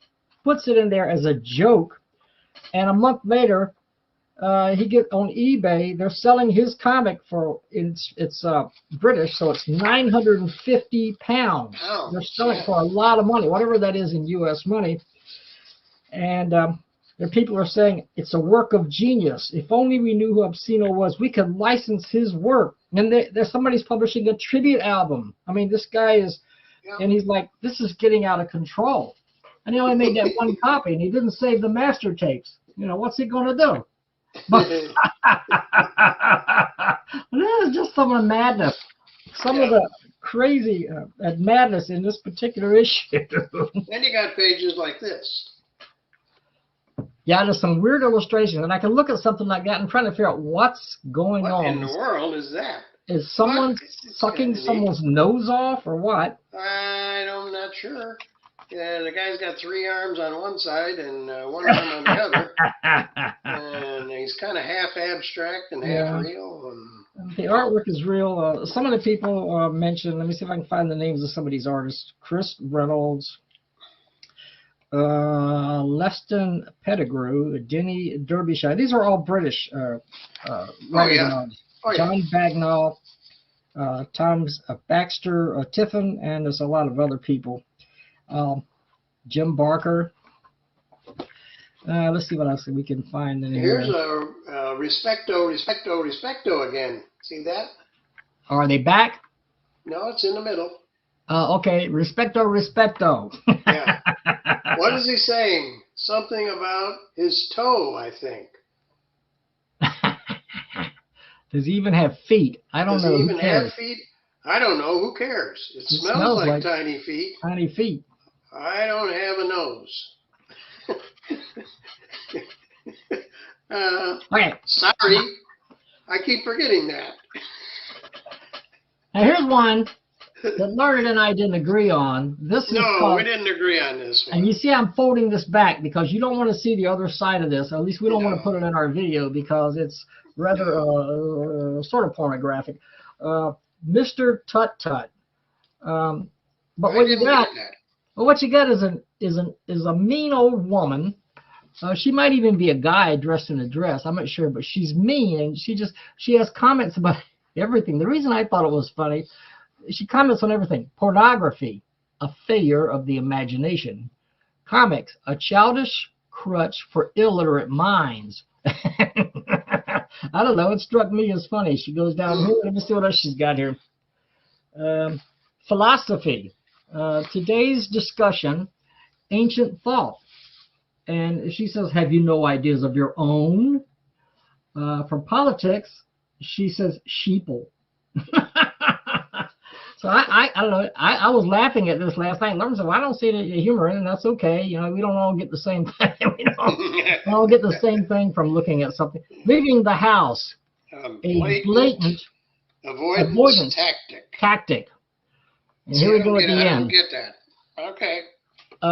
A life well lived. In memory of a devoted father, husband, and friend, she says, shameless indulgence. So I thought it was funny. Really? Look at Larned. Look. Okay. But I thought it was. Apparently, you must have traveled. You must have traveled to Great Britain at some time or another. Yeah, British humor can be a little different from American humor. But if you want to have crazy stuff, and this is it. It's look at this. I mean, just crazy artwork. Yep. Wild artwork and crazy stories and there's just page. I don't know how long this thing is. I don't know the price on this. I'm sorry. Harley. Yeah. Harley is the guy, as far as we know. Harley is the guy that puts this together and does quite a bit of the artwork inside, along with the other artists that Steve was talking about. But I don't know Harley's, whether that's his last name or his first name. Oh my gosh. I'm sorry. Oh, look, this one is a poem, and it goes on for about 10 pages. Oh, yeah, that's a poem. Yeah, I read that. Take the children out of town. Please, if you just, I'll read a little bit real quick, but there's a lot of zany illustrations, and it's about children. I'm not going to read all of it. Obviously, it's too long. Right, too long, yeah. Please heed this message and scribble it down. You must take the children right out of town, whether by bus or on a seat or a train. And it goes on and on and on and on. Grown-ups can wait at least till Friday. If we stick together, we'll all be okay. We're bound to prevail, laugh about it some way, but we must get the little ones out of the way. Skipping down. Enlighten us, please, seeing as you're so smart, just how to tell kids and the adults apart. Those young girls have curves, the lads now much taller. Puberty's afflicting the smaller and smaller. And you see the little girls have the curves and the guys. And this is true, you know, that, you know, maybe because of the social, you know, because of the internet and everything, you know, the children, people seem to be becoming more aware at an earlier age. We got it all, and we are to blame. As adults, we aren't deserving the name. It goes on and on and on. But you'd have to read the whole thing. But it's really crazy stuff. Here's one called Dog Breath. Skipping ahead. Oh yeah, Dog Breath. He may not be man's best friend, but he's certainly at one with the rest of the animal kingdom. That was pretty sick. Because the dog vomits, and then he goes up and licks somebody's face, you know. He's oh, what a cute doggy, you know.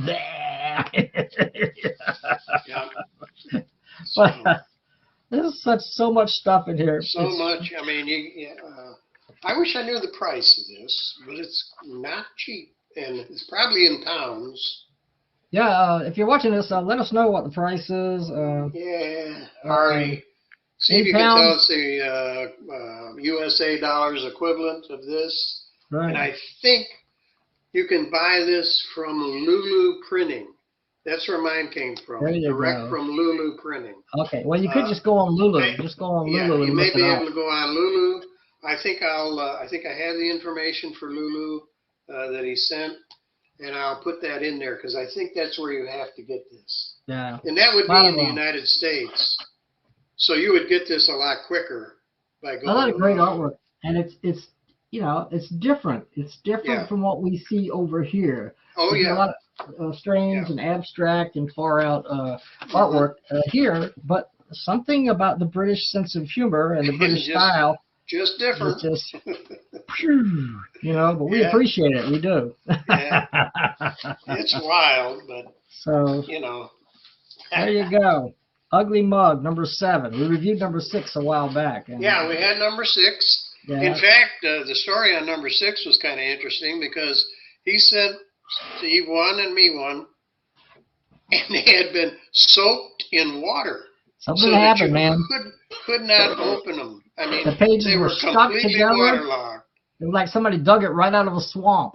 Yeah, and we mentioned that, and he sent us 2 more. That was really, really great. That was really great. He didn't have to do that. Well, I know this publication wasn't cheap to produce, and that he said it shows something about the integrity of the guy that's putting these out, is Mr. Hurley or whatever his name. We really appreciate it. And we would like a clarification on that too. What's your name? And could you give us a little more information? Yeah, maybe he could give us his last name if he dares. If he dares. And there may be people in London looking for him. Who knows? Looking for him. Did you publish this? Okay, that's it, man. You're done, buddy. Coming up from the bottom.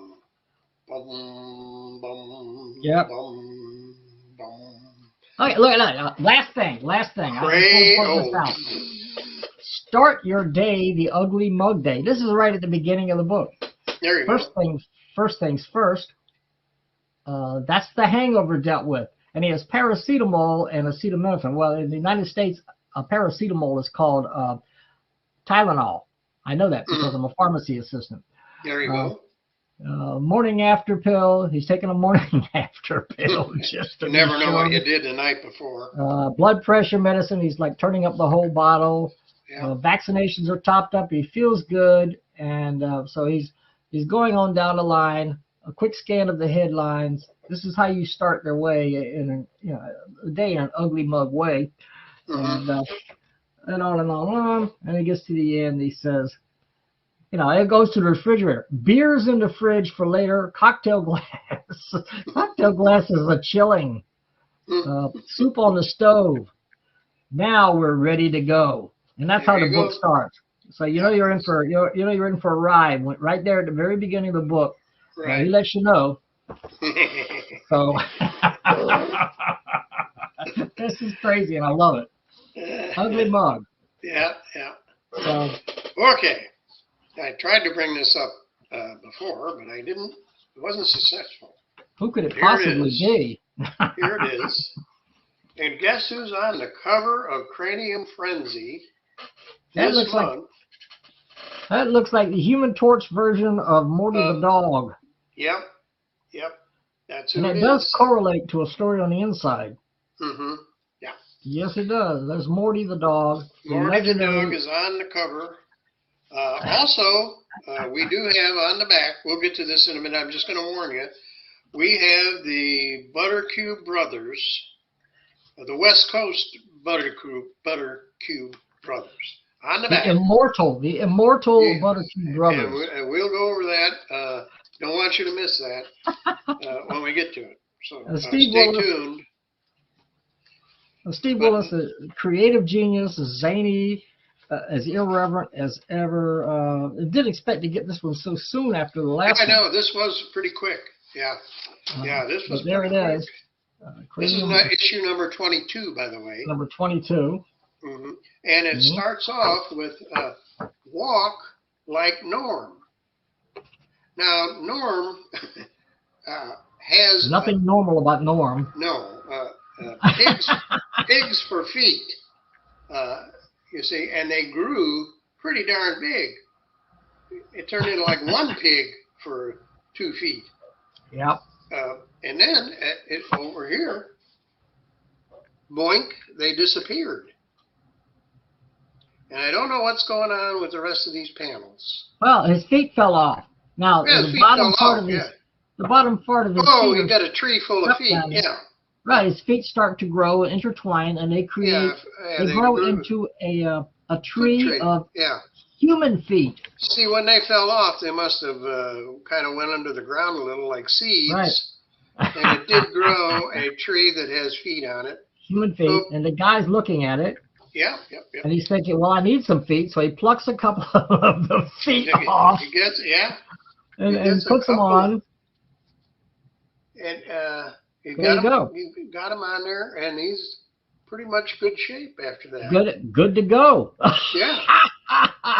No, his mistake, of course, was using pig feet in the first place. Right. Shouldn't use pig feet when you're a human being. What are you thinking of? Yeah. And right away you see here's Steve himself asleep. Oh yes. He's snoring here. Corky's last plaque. He's snorking. He's snorking. He's grunting, whistling, and snoring. Snoring. That's the word. His children are watching him. Heebie. So it's like grunt, whistle. That, of course, is Steve. That's Steve, you know. Yeah, that's Steve. Steve Willis. With his cats. Also and we know he has cats because he draws pictures on the back of fancy food, cat food. So it turns out he's sleep drawing. And the cats say, let's take a peek and see what kind of weird-ass story he's creating this time while he's sleeping. Corky's last plaque. This is what he's dreaming. The cats are somehow able to veer into his mind and see what he's coming up with. Story of Corky. This is Corky. It's a strange-looking guy. He has, where's he at? He doesn't seem to have a middle face. There's no jawbone. There's just, he's got a big chin. Kind of gone. Yeah. Yep. And this guy has decided he's going to put plaques about everything that happens in his life. He's going to put plaques all over the town. And Morty the dog pops in once in a while with a little commentary. Mostly he's pissed off. You know, what is going on? Because you got these guys up here that they're looking at pictures of this guy on the wall. They're mesmerized by it. Yeah, they're like super snobs. They're like, some obvious, what does it say here? Some obvious Vonnegut and Brautigan influence there. Kesey, too. Yes, but in a Jungian sense, you could say S.W.'s visual narrative efforts are seismographs of his dreams. And they go on. And they're just talking all this nonsense, this inflated nonsense. And then Morty does not like it. He says, you're confusing the reader. Shut up and let the story happen. There you go. Morty saves the day. So as it turns out, well, this guy has he's got something. He can melt and create plaques that he can put all over town. And you see here, there's a picture of him. He's working on it there. You see, there's a hill, and he's the fool on top of it. You get it? The fool on the hill. So somehow his pictures sound familiar? Yeah.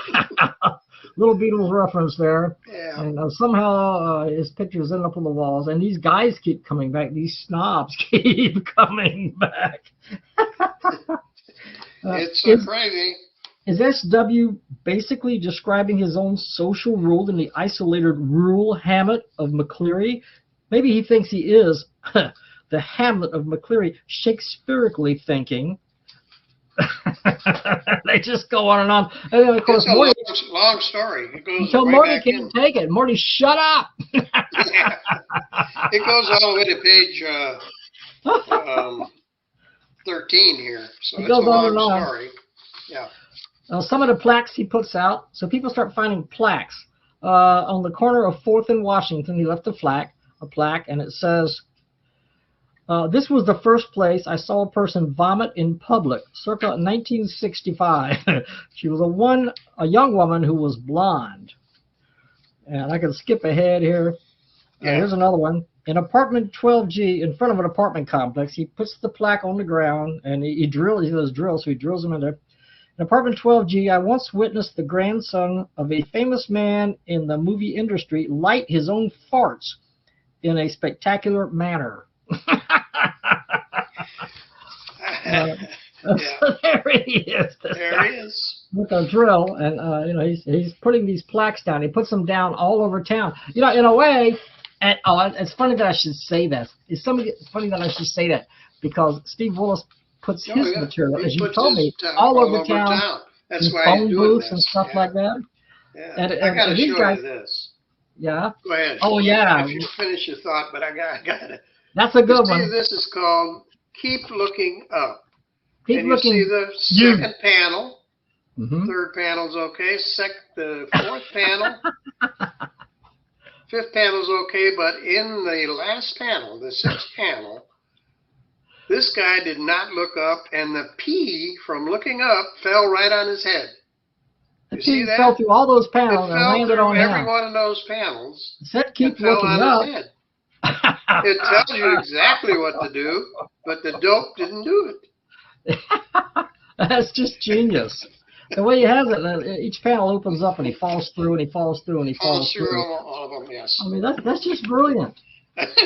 He breaks all the rules of comic book Oh, storytelling. absolutely. He breaks all the rules. He has his own rules. There's no rules here.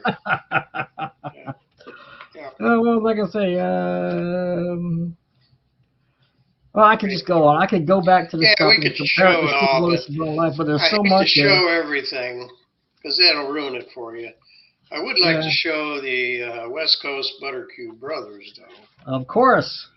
We're Because big we always fans. show them. We're big fans of the Buttercube Yeah, Brothers, the West this Coast is one of our Buttercube Brothers. favorites. I can't get that good enough for me to read it. There you go. I sort of Can got you? it. It's pretty dark, so it's hard to pick it up. But It's kind of the red makes it a little difficult. The West Coast of Buttercube Brothers, and there they are. Yeah. Can you read that or not? I can't. Only by looking at it. It says, Okay. I'll hold this. so- You read it. so we saw the chef enter the kitchen, and there's two brothers. So the one of them says, check. We were aware he was planning to make a buttery sauce. Check. A plan of action was needed. Check. You said you knew of a safe place where we could hide. Check. And that's how we ended up in the microwave. You see them at the bottom. Sorry. Melted again. Yeah, these guys just never seem to get a chance. They never get it right. Went in the microwave. Now that's a great place for butter to hide. Oh Yeah. my gosh. Yeah, sorry it doesn't show up that well with the light from the lamp. Yeah, the red is. But it's very readable in the actual When you comic, see it, so. you hold it in your hand, it's no problem. But reading it over the I mean, if there was camera, if there was a Small Press Hall of Fame and among the finest people, well, there has been stuff like that. I know Ian Shires was doing something like that in the Small Press Hall of Fame, and but this guy should be at the top. This guy right here. Right at the top. Steve Willis is a creative genius. And funny. I've told you this before, but you cannot buy this. You cannot buy it. You have to send him a comic in trade or some stamps, but there is no price. You can't buy it. If you do that, if you send him a comic, or if you send him stamps, he will put you on his mailing list, and he will send you these every month, or every time he does one. So they're coming out so often, it might be twice a month. I mean, it could be whatever. Because this one came out very quickly after the previous one. So. And they always come with extras. Oh yeah, we have the Extras. extras. He always sends a little something extra. And the extras are distinctive. He does it. These are drawings he does individually. These are originals. He sends originals. So Steve doesn't have the same thing I have. Right. Well, tomorrow is here. Now, I'm not sure what that means, but there it is. The guy has got a cake. Yeah. That's one of them, one of mine. Then I have this drawing one, on the back of a waffle box. What was mine on the back of? Yes, mine was on the back of the waffle box also. Okay. Now, this is a little comic he sent. You know. I think you got the same one I got. You got this one? No, I got this one. Oh, you got a different one. So you see. Discover the life you were meant to live, it says. Uh-huh. Yeah. But if you were meant to be an asshole.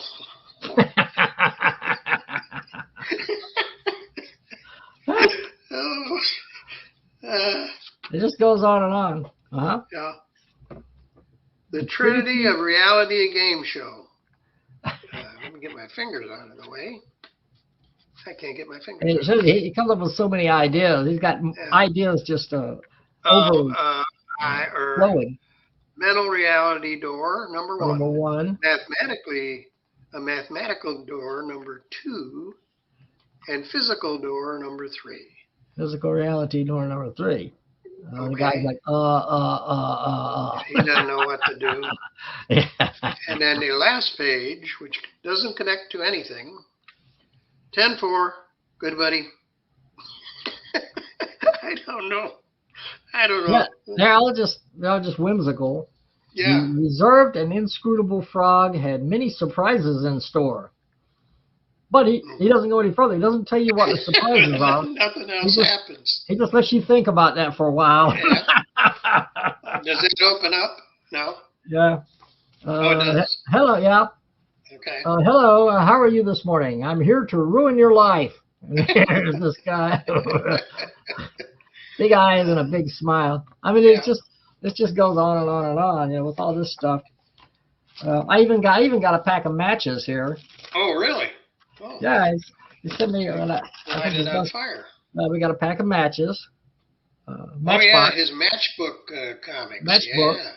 And they open up. Morty Comics, October 7th. So he just drew this a couple of weeks ago. Mm-hmm. And it opens up, and you get some Steve Willis illos here. Yeah. Not exactly a story, but you get some illos. Yeah. But it's an extra. It's free. Yeah. And an original. If I hadn't gotten it, it might have ended up, in a restroom in a restaurant or, wherever.